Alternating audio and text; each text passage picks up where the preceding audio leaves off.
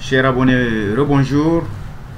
Une deuxième vidéo sur une comparaison de deux plantes fourragères qui ont donné de très bons résultats au Mali. Donc dans une ferme située tout simplement à Kassela. Nous sommes en hivernage. Les pluies se sont bien installées cette fois-ci. Et ici vous voyez tout de suite, ça c'est de l'herbe à éléphant.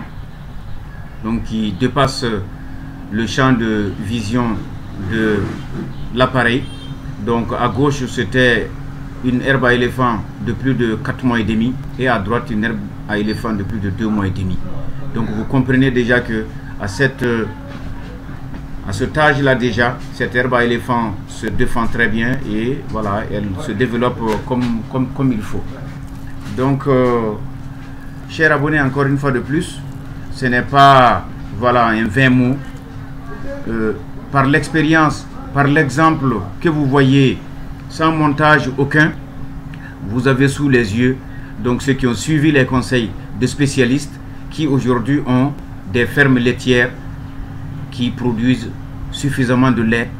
D'abord, l'alimentation est maîtrisée à 100%. C'est une petite ferme de 25 à 30 têtes donc de vaches laitières qui produit 50 000 litres de lait par an.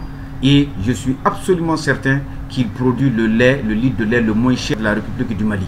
Il est imbattable sur ce plan parce que 80% de son alimentation est assurée par cette culture fourragère que vous voyez.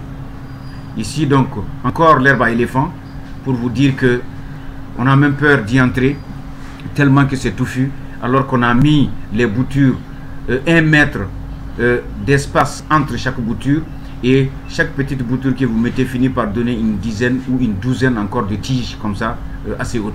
Ça veut dire que la masse d'herbe que vous produisez en 2 mois, elle est énorme.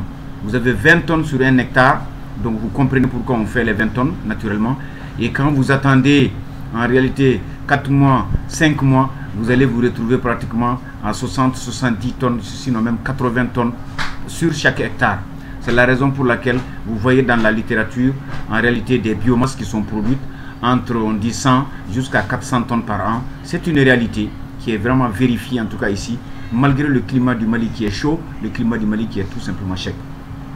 Nous disons donc à tous ceux qui veulent faire l'élevage et réussir l'élevage, c'est d'abord d'avoir cette disponibilité en termes d'eau, en termes de terre, en termes de surface, donc de cultiver. Et une fois que vous avez l'alimentation fourragère couverte, en ce moment vous pouvez vous lancer dans l'achat d'animaux après avoir mis en place naturellement une étable que j'appelle aux normes où les animaux peuvent paisiblement s'installer, manger, boire dans des abreuvoirs et mangeoires linéaires, ok, surtout avec le système de Cornadi et aussi donc des bâtiments qui sont bien ventilés. Donc chers abonnés, chers internautes, c'est la clé. J'ai espoir qu'un jour des milliers de jeunes vont s'installer en République du Mali, sans vaches, sans moutons, sans chèvres, rien que pour produire cette herbe, pour pouvoir la mettre à la disposition des milliers d'éleveurs.